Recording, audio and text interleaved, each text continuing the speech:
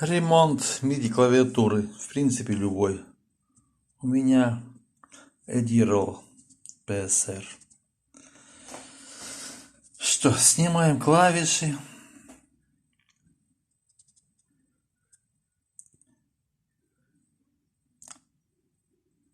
Используем готовый ремкомплект. Резиночки.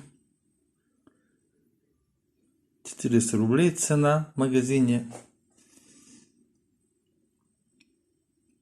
Клей силиконовый.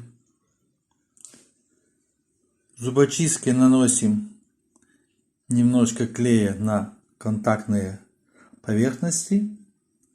Затем пинцетиком берем резинки готовые. Помещаем аккуратно на. И затем аккуратно же снова всю восстановленную резинку, 12 штук, ставим на место. Желательно обезжирить спиртом, протереть контакты. И у меня здесь тоже была наклеена фольга алюминиевая. Вот она, снял, выбросил.